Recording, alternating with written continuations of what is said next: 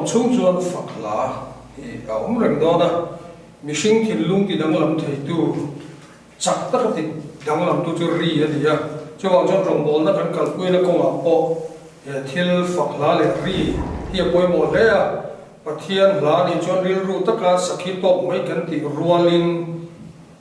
ti tur tam tak kan lo ne ya tun tin huna po hian hei zai pol tun ma thirin an traditional chuan in khom ti nung tu a man ani ka pui thina ti chuan bia pu ka item mai ni lovin akula tai an ni thine chuan chuan pathian ta na hamoi la tu kan ni do na wangin amoi tu ra ni don chuan thil tam tak zirngai hi lo oma zai top hun chu om thoma se zai pol ma son na ro chuan in buat sai tur kan ne wangin in buat sai na tura hian thil tam tak pathian ina mishing te ha tam na so turte mishing tak sat ro na turte ria chua that na turte thil tam tak alo da nem le maya chu chu min zir pe kan ti te hianin an lo hai chu ka chuan hai chu na pathian ina pe chu tur thei kan la zir chong ve zel ani vocal warm up ti hi thil ho do kan ngai hi poi mo tak alo nia zai na te mi mal zai ne mo zai pol ania po kan kal thui chong kan man tam po le poi mo na kan thu thi hei hi ke nge po hi azir na school azir chuak lam ni lovin mi min shia ti le kan zir ti tu te zai pol min kai shoi tu te min shil kan in shil chaw na kha vai la po hian apoi mo ka ti em awangin ka soi tu mania chuta chuan ri lo chhuada kim kan shia hei in fiam na konga po football khel tu te po taksati lum masak ngai na sa le ni chutiang che chuan o lo that le zual na ni warm up vocal warm up ngaya o that zual na ni rolin achiat bel lo na tur ani na lai hi ni ati that na le ati chiat bel lo na lai tu taksa alum lo chuanin orol to pa han zai na ngok mai te hi o ngai nom lo thina ti chuan mam kin zaya kanan zai theina tur chuan kan zai ma in kanin ti lum thate mo exercise kan la kanin warm up angai ta chuta chuan la zira piang hen minute somvel tal hun bang thei thini lang chuan zai pol na zir hi azan khatna kan zirna lang ha lo ma sela chuta chuan lan hun ron nei nge nge do na ni hemi a hianin ne thil tam tak omang hemi kan zaina thapui ber kanan ti kan chuak nuaya hian diaphragm an ti a hi chuak tuam tu khawm ta ni chu ri ron petura trang tu berani ta chudrang chon ri ron chuaka shoka he ta ri ron chuaka vocal cord kan ti hemi obo ma hi aron nor ri ta khi ron nor tu tampo le ri ringa shoka ri ron chuaka ti chuan ka an zau dan kan ti zong zong mun ol kan siam na na tangin ri kha ron chuak thata thena ni chu wang chuan helai shok bo ka tanga shok china tanga zai ba ngot ti chu onal theilowa boruak hi blue chuak kanan ti apo boruak kanan hi blue ta kanan tho chuak le khami a chuak ka chia kha kan hi blue ta kan man tok ang tur chia akan thok chua thei chuan le khabu kan share lai te phone kan khoi lai te chuan boruak kan hi pathlem mai thei kan hi ti po kan share wang ama to zai na tlar sei pui thuk tur te kan lo ni awangin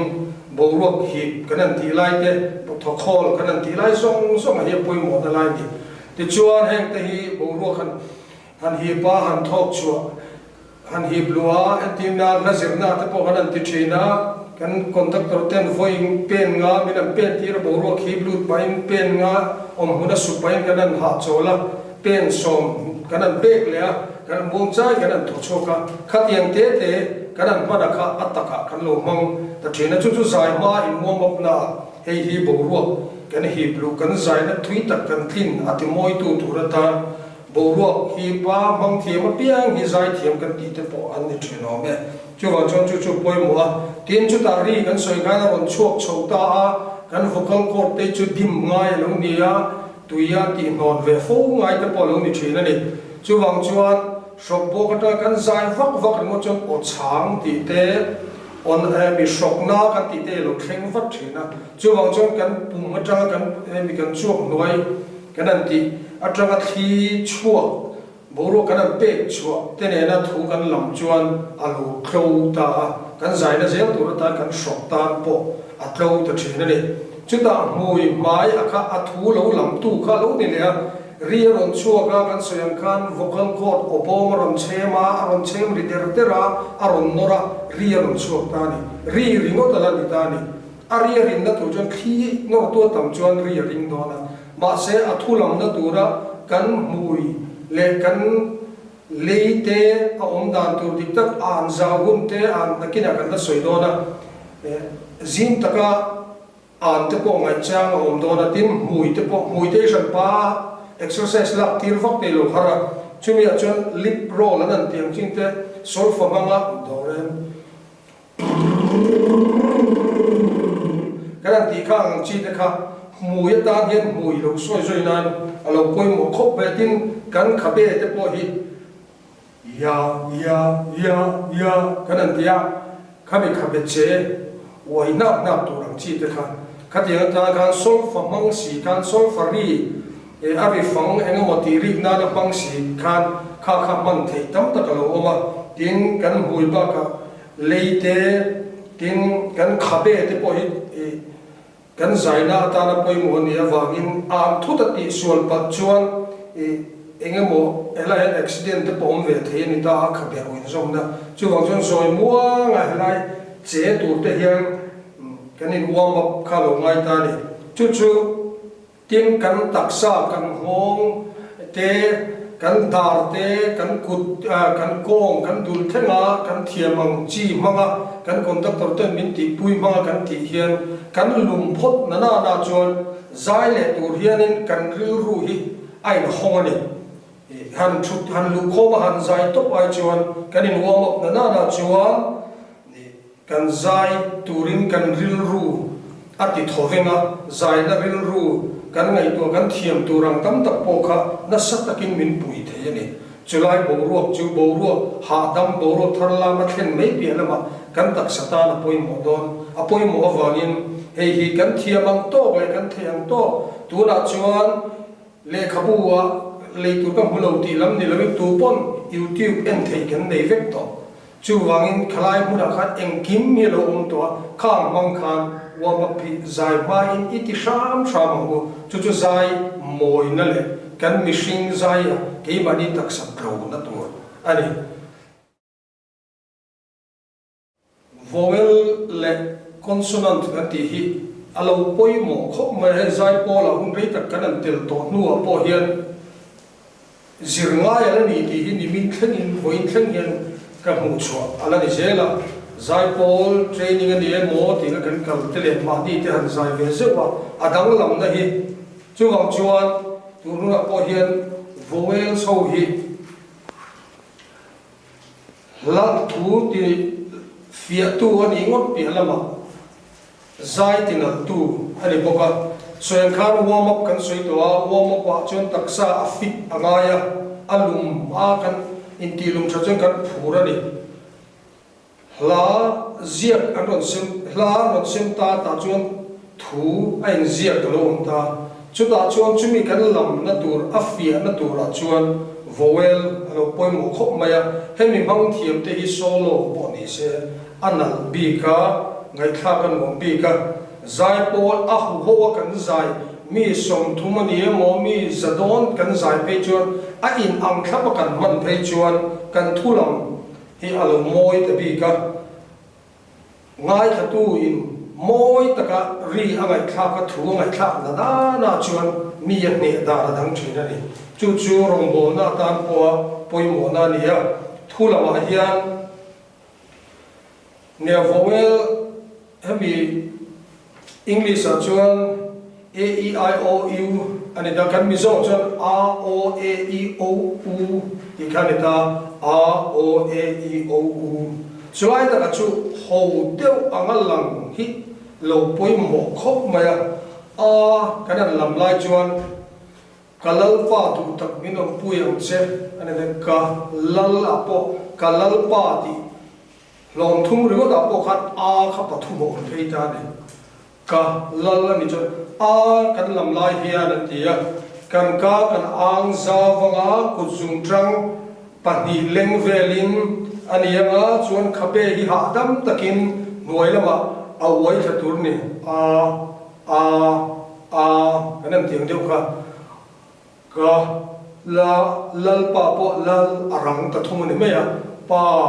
khamia ai hong zok zok kan zai kal pe ka in hong zok zok ong kan afia ta bi china a om to na phoda chuan I khabe nuai lam apananga tin le hi anok ve the wangin le ha dam taka pha ha mai chungla mai nei pha a hova hol chungin nei pha tura ni ti te po hian ni hiala chuma jong sir tak tak ngai po ni ya o kan lam lai chuan a chuan moya bial deu a ti chuan o hi chu an zau pui vak thei kha ni lo ta chuwang chuan o ni chuan mui bial deuh papin zim zau tuk si lovin ma se ri ron chuwa that angai thungani a o e hi kare ti zau deuh ngai e a chuan e kanan lama hamai chung lam tlem lam tur ti hi ni ta ni e a chuan hamai chung lam tlem lang nga he ta ain pot phei de wang han ti ro te dang de chu khami kala kha apoi mo da chung ni ta ni chung chu la thuwa aron om ta zok zok ka eng la apom se om deuh ve ka nga a o e I o u ka chu khami ani na turanga voel so kan man tha chuan in hong fia zak zak kha kan zaya khan aron in zep don ta ni chi deuh ngil deuh han zai te po om ta te deuh zai nga ve ngar po kha om thei ni chung zong zong ti fia moi tu chu voel ani I a o e I sabro mizoa I hi nui lai mel ang deuh hlek tur hian te smile position ti ni ya chuta chuan biang ki deuh hlekin I kan nui lai ang khan ilama min hebro ti kan saklen I a chun nui ma ngen zai pol ale zai mu nong kan an ti an nui sang kan an ti te po hi an nui reng khan ni pik lo khatiang voel so ron ongna anan mana zira an lo bel to kha chu I a po smile position no ni si chuan I o khabe hemi bianki tiki deuh hlekin mui te point pot deuh hlek tur ani mo khalaya kha tin amai bright voel ni wangin azang khai tu I kanan ti kha a I a kha azang khai bok tur ani chu tiang te chu ania lela ma chuan ho deuh anga lang ni ma sela atakin han pang chim hula zai pola po nang ma zai hula po han mang ta la imi balin nang ma adin chip ta la adang lam nge do ni ti chuan o ka heng te po hi mui chung la minan huai la ma zupan o kha ong ta ni ma sa o deuh ta ni o thatu chuan o mui adin chip ve le zau lai te in na china kan sokan da voel ni wangin chu ni na thanga lo chu ka ne tran pui khi ina kan tran pui that po ngai kan boro khi buina tran pui o kan an ti kha local kan ti lo wa po o ang ta ni khatiang kha la kha ati fia ba ka ati zang khaya ati chianga a chiana wanga nan ni si lo khan angai nom thin ni u hi fai fu tai an tiang deuh hlek kan u kan ang fai fu kan moi hom ang hian lom ru ani chuan lom ru u ina to pa u ru o khamia kha chu po chu da voel te nia khi pe tam tran pu yangai u kan ang tia kha ho song kami a o e I o u ring mang po la I la mu ma sak ber kami dang ti chiang tura izai phot chuan izai kha na sat takin dang lam chu thil chiang ta kani chu zai a hu hova zai kan ni pe chuan a poi mo em ani an zai pol an nu lian hlom si an tam a sian o sin te kan an ti fo te nu te tak te po ni se an zai an lian na hlom tra kan an ti zong zong te po hemi mang thiam ho kha thui tak a shil ve po kan chu te chuan khami mang po khan ai nuam pa exercise po la voel mangin thil dam ta oma chu kan la soi seng lo kha a bul thu da chon lo mangila khami mang khan thil dam tak la ti zel thei don ani o tu la khang kan soi chu to khang song song kha ataka man chodan chu kan ope a khan ni don ta warm up kan soi to a kateng khanin vowel man dan te consonant ani emo khang song song kan man na ron lat na chu kan opek aron lan cho da lai ni ta ni chu tiang tur chuan itak sa kha imhan ro poi mo perania chu man to ngai si lo kan nei sa ani chulai chu hey solo azai soloist kan ti hote ang chi chu an style in du talking ang zai the an style ka an lo thing pui thei poka chip tak pe vak lawa zai mel anga han man til pang chang de ko te chang chen no ma khang te kha ana thu ju chon moi le po ni thei tin na chen chu na zai de chi te mi chi sang sang no ma ma se hu ho zai pol kan soi bio wangin in ang khat angai ta ka wangin entinan mi malla han zai la tak te po zai pol a chen trang kai tak an ni ta ni ma se an ma ni style an kha zai pol a ron ang khan ron ti ta vak se nok khan ni pal ve thei tho po ka ni chu wang chuan zai pol a chuan mi chi sang te in ang khata kan zai the na tur kha chu ta chuan in ang khat han ti hian olian zong te hi soprano kan te ten da tai la amoi le chom mi la va o tham deuh te o sin deuh te o cher nei te po kan lo ni thei olian deuh te po mi chi sang sang nei tin kan mi si ang zel kan o te po ang thowa khateng chi te kan kal khom ta amai ro chung ho chuan ni chi na kan soi to zai dan tu dika kan zaya athulam dan tur conductor ten an rom mananga kan saka o kan pek phot chuan alo moi zo ka o in ang lo sang kha rian ala computer ha kan thua computer sound na zai kan ngai kha a woofer remote chuanin a thum bul ek ma hriam lo heta a sound te a twitter kan ti ang chi bora ari amal ri chuan a moi le cholo sim tu apa ni a in kop chia khan ri moi em mai ni chu tiang le chuan sound box kan ti ho te po in chel chuan chu kan am putin ni veke khami khatiang deuh tho khan olian te osin te in ko pho kha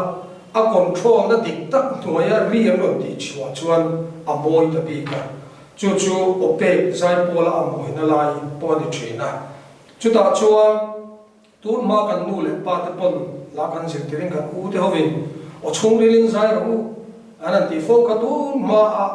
kan zo sa te changa mi lo zir tir to tho kha lo nia o chung rile tangin nan tia ni china kan soi to wa he lai kan zai na thapui ber chu kan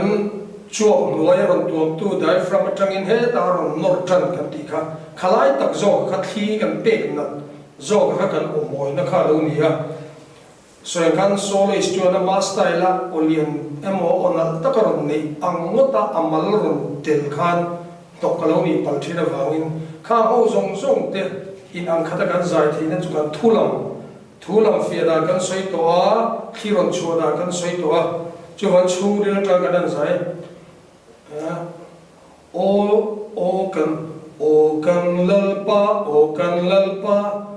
o kan lalpa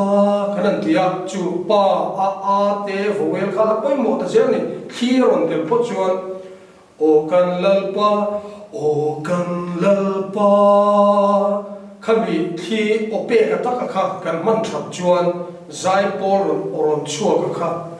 a nipa aliena amin tuam a fi avok ta ni chulai da ka chu conductor ani emo zai pola tel chin chon kan hriat nge ngaya chu wang taka zir ngai hi lo nia iti than lo iti dan ni lo kha ti angai to sia o in an tlan nan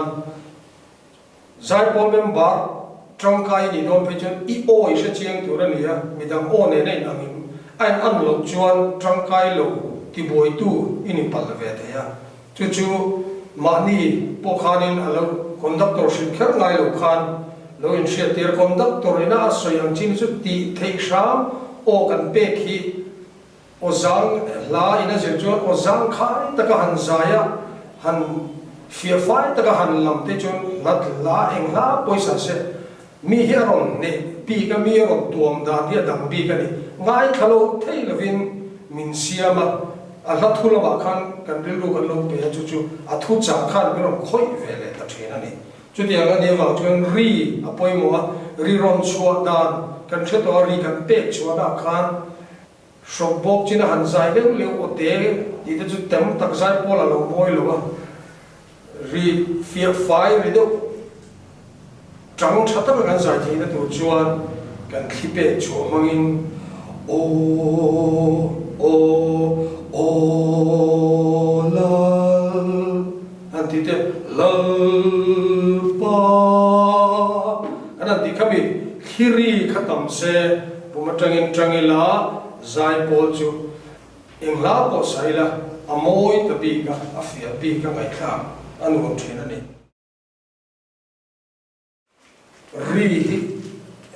ri kanan so hian ve kanan thoma kapa ari khai nang lo fikani amaro chu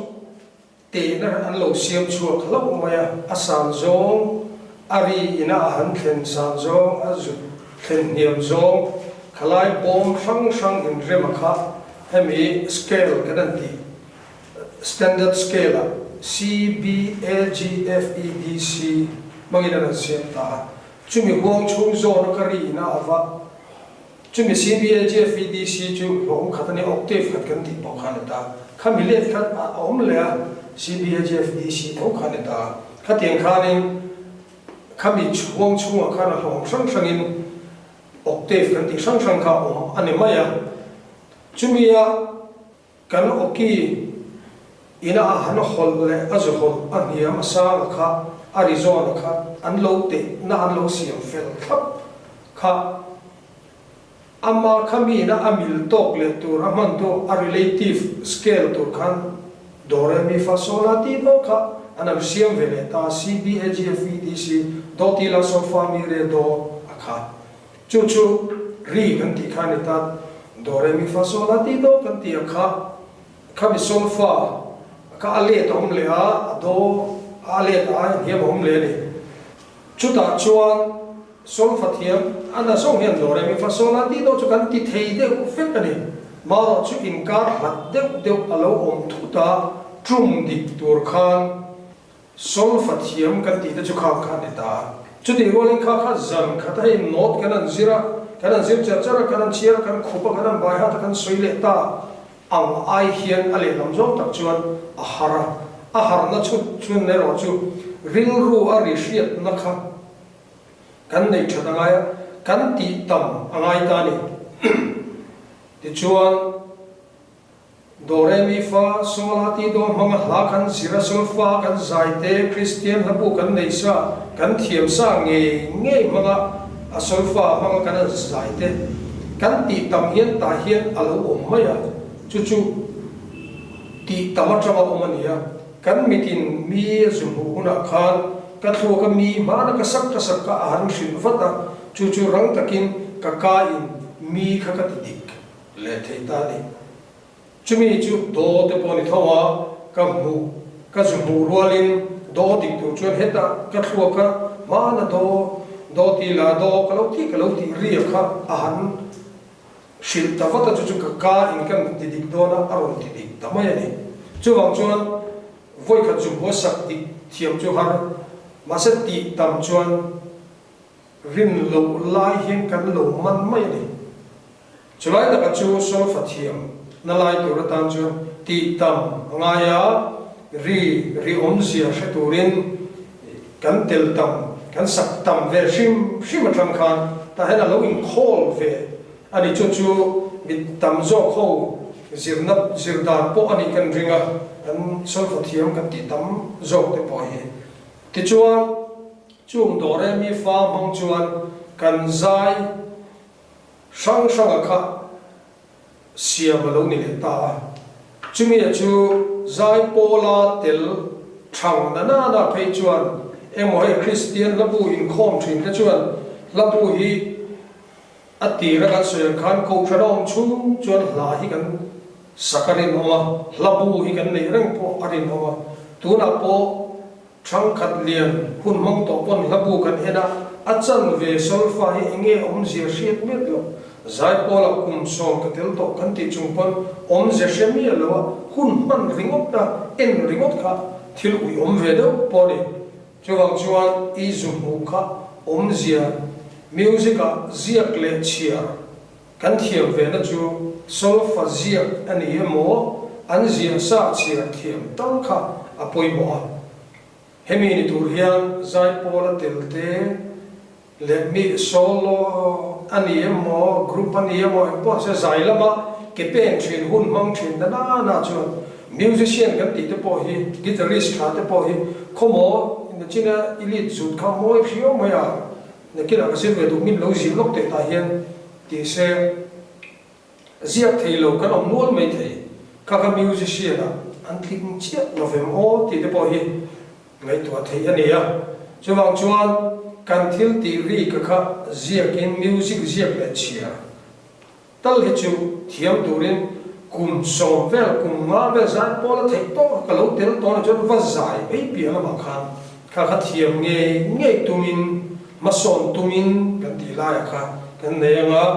tu tuma hian a sol fa in zirti na song khoi man lo mai la chung ho chu zir mai thein le khapu mo youtube la ma po atam le ni chu tiang lo in zir pe chuan zir nge ya tha tin music kan thiama sol fa kan lo thiam na chuan kan nun hin a satakin a ha dam zong in min kai shoi ni chu music a tha zong na tho da po ni ya nun hi lo ti ha dam khop ma ya ri hiam tin khat yang thiam kan ni chuan kan om na ko thana te phei chuan ke ma thalai pola mo ko than poina sol fa thiam na chu aron mu dan chau kha kem chuan ada dang dewani chumi ne wang chuan sol fa kan ti la kan zira guitar kan pera khoya mo ko solo thina ani phei chuan chia hi chu ka thiam ve turani ti la ya kha i zai pol zai zel na i zai na zel turata na tangkai ani piala ba khan chu deng tur chuan solfa ziak le chia hi thiam nge turin kana nen cha bok ani hengaran soi zong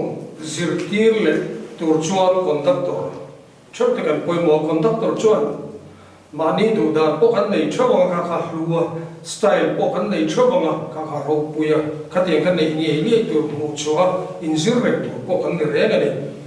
conductor mi zia azirin zai pol po kha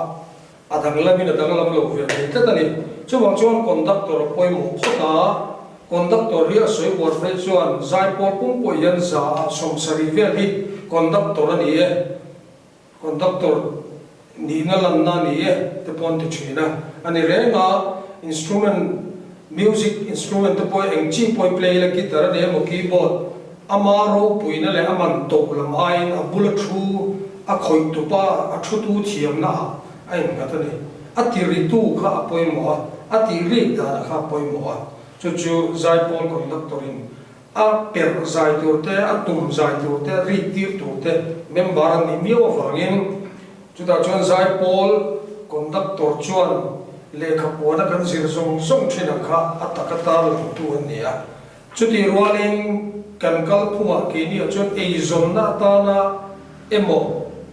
kan na per te lo ni lo rombo na in pe na ni wangin conductor tlomai tur a kanan ruat tem ron tlomai chung ho kan lo en dan le kan lo mu dan kan lo member ten kan lo cheka eng tin tin mo ani chu ani vaya ani shwaya ani min shwai chuan ti lama thil kan lo in khiar chuan mason na ti chetheya chu wangin mihring zeshang shang conductor te po kan neyanga kan ko than mil zelin kan conductor tha nei te po kan amanga then chuan in tlomai sam te po kan neyang chu tiang a then chu na lama boi lu tuk chunga min ti pui ve sam te po an ni thowang chung ho na an thei to kan ro mana kha lo lut sak thiama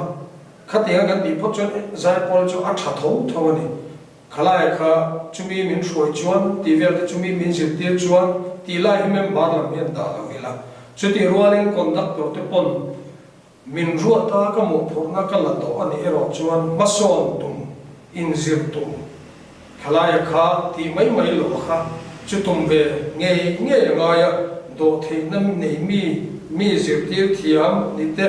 a fiam thu han ti thei deuh ni te po atangkaya nelom si zaom si aguna sipayang taka khong kan ti lai thina te po kha poi mo ni chutiam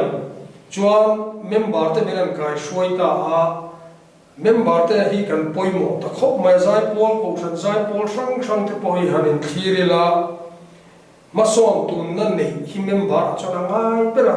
in khom bana la kan zir don kan puanga zir tur kan lut thave mota kan thuve topa hun ka peta sa ka kalve ta sa mason tumin un ka mang tu rani tila ya hi member te hian kan ril ruwa peilo chunga ka kalama phur ta ka kalani pon nei reng ila zira piangin mason tumna nei apoi moa sol fathiam tumna nei lem lo thiam lo tura in ngai tak di abi gin mei chia te bang kan tam thin khop mai ya a ka choria kaman le thawang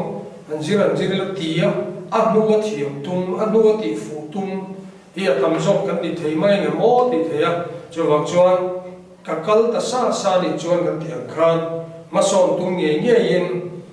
mani in hai kuak ve theina tur zong in thil zir hi chu zir to phiom thei lo wangin zir reng angaya kan la thiam sa lu tu po en non ang conductor te nan tia a ka thiam lu tu to tho ti a fanga kal lo mai mei ti ai chu la kan thiam to lu tu kan en non po le ke mani a hian ataka kan sakuna kan la khanin thil ti theina king tel le zok thin chu wang chuan hena ma tai ma kan i rualin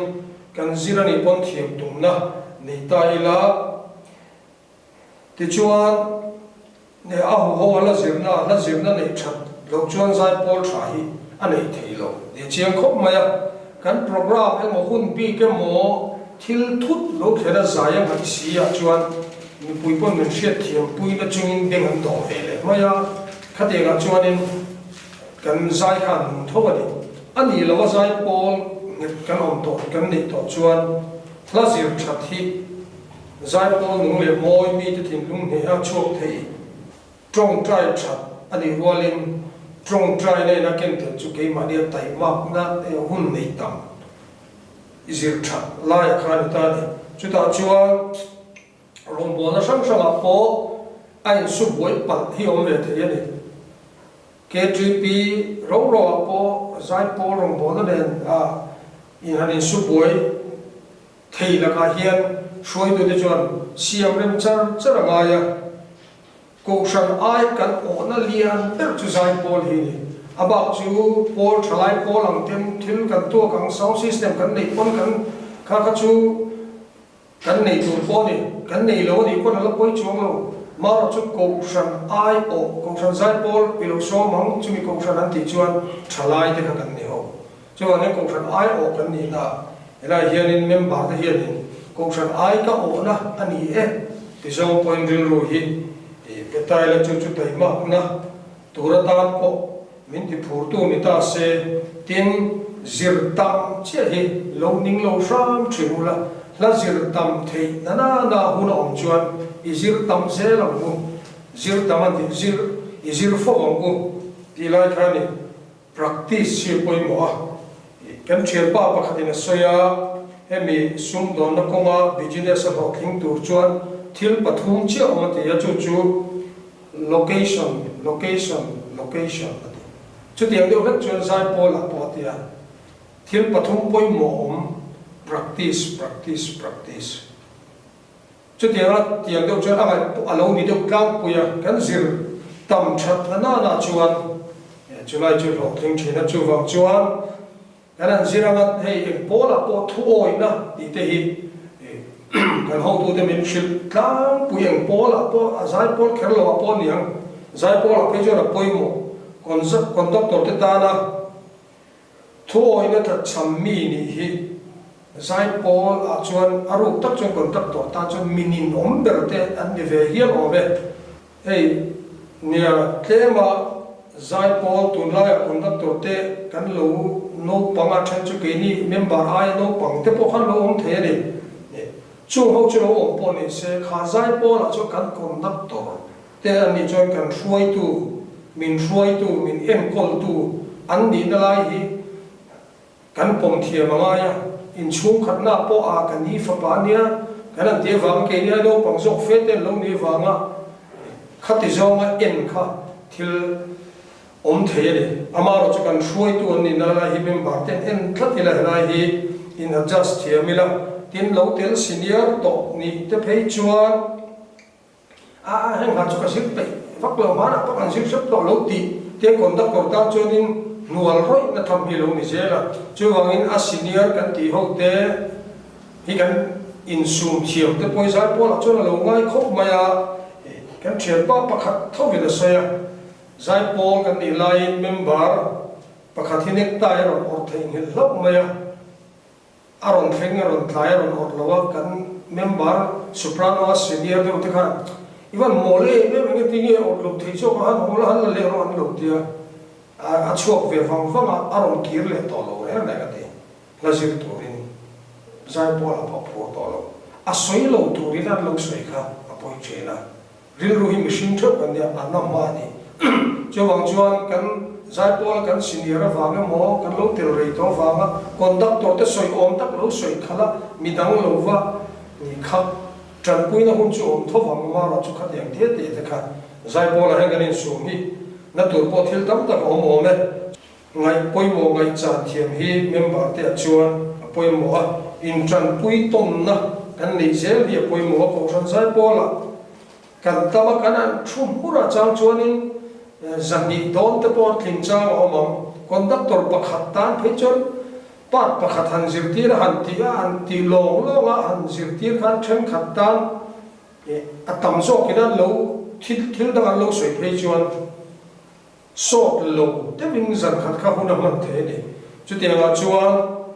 soprano bula an soi lai khan bestan washiat phak te polo ni lo mai the chu tiang zel chuan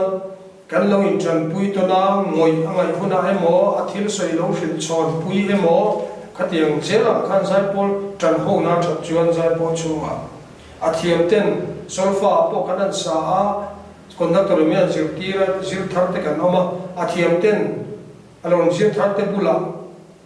nuam to wan om theinan lo va thut puya lo zir puya khatiang zela ka kanin tran pui tom vek kha ngai kan tran ho khatiang zela ni chon zai pol hi anuama a tharu bokani tin soin khan in thiat thiam tom na kan nei thar pui mo tin ti mu ka ria wang hian ngai tha hi member a chon kan ti tur photani conductor ka mo kan hruai tu te thu soi kan ngai thla photang chumi ya ba ni kan ngai thla thiam bok tur ani pa hloma kan thut lain ka o kai ngai thak thiam lok chuan ka tranga zai thei pol kilometer kan control to ro zai thei pol te kalong ka zai thei wanga midang ngai changle lo ring fal ka ti bi ka tran khan tram chu kan ni lu tu thei mase a lor bi ka om khan tran ho na ati no atina lo de thina moi ta ka zai kha thil tel la ni wangin mani o hriat lar to hi chuan zai pol a hian kan ti chelam pang zo khi ni ma tho soprano ponia ke ma o ka hriat deuh lara a hu si kan zai la ya ka om chuan zai pol tan ka nok hret amani chu o in ti thei kha in ti thiam kha poi mo ani tin conductor te chet dan phung te en thiam bel nge du kan conductor pali kan lo nei ta pakhat chu enge mi sia pakhat vai dan chu enge pakhat vai dan anga pakhatina vai lo wang kan thiam lo zo ka te lo tu an vai dan mo an che sia mo an trong kam min zir tir dan se la kha misang an ne wangin an ma ni han va belila kha ani ti dan chu ani wangin ti in kan phur na emo kan phur lo na emo siam tu ni lovin kan conductor te kan en thiam apoi mo chu mi en chunga kan kal phot chuan zai pol tan lo tin na kong ani thina ni chuwang chuan zai pol mem ba hen ti tur tak kan nei ha zira va kal mot pi la ba kan thu achunga kan on to lu kan ti tur kan an soi tlem te voina kan an soi rimot po hi zai pol la zirna mem ba ten kan ngai poi mo phot chuan na sa takin ma kan so na khami ringot po kha soi tur thil tam tak om ma sela in hriat thiam ton na te conductor tran pui theina ka nei na te ngai kha le mani o ngai kha thiam na te le ma son na nei nge tur lo thing nge tur la zira ka kal phot chuan zai polin a lo thin na mo ke ma na mi malin a lo thin na ka mudon po ka ni chulai chu zai pol mem ba te hian kan ti tur poi mo tak ani e